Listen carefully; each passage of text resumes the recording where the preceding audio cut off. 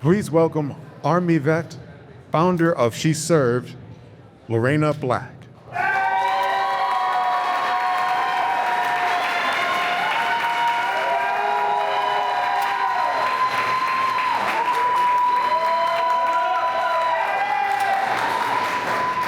Now, when you envision a soldier, what comes to mind?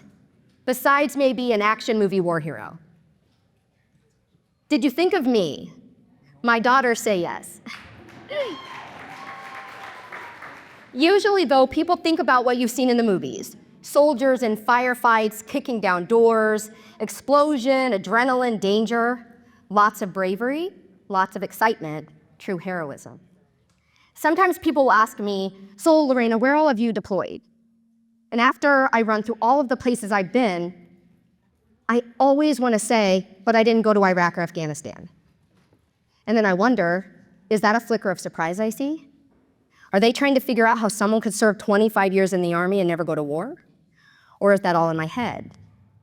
Sometimes I want to say, I didn't go to Iraq, but I did survive blending a family with 4 kids, 3 of which turned into teenage girls.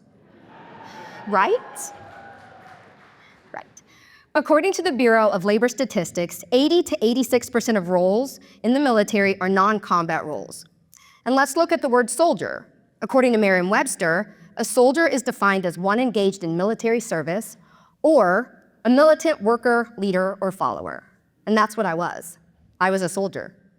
I am a soldier.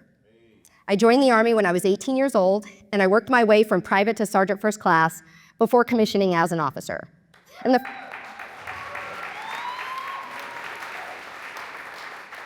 the first half of my career I spent in doing human resources, or the AG Corps.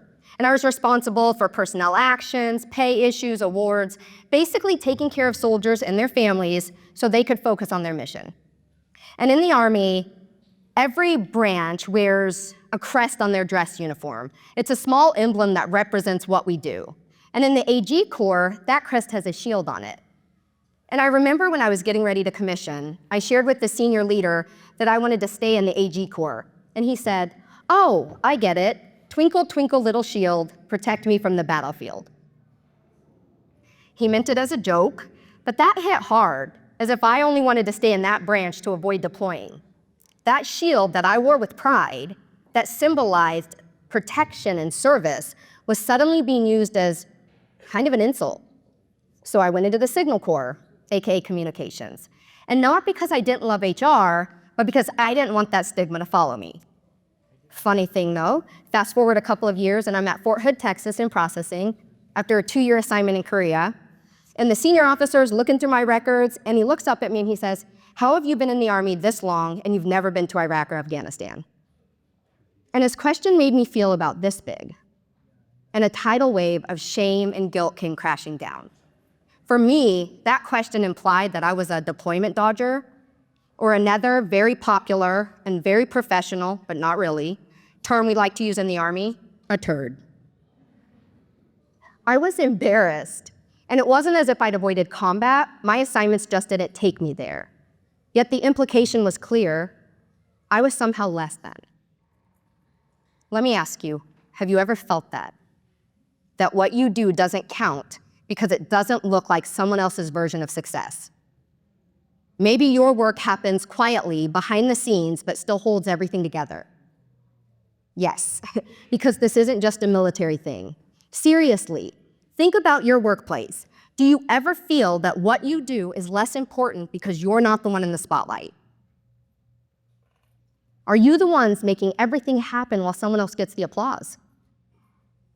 I was talking with a friend of mine recently who works in HR, and she said, "Lorrena, I don't think people think what we do adds value because we're not the boots on the ground or the doing the visible work."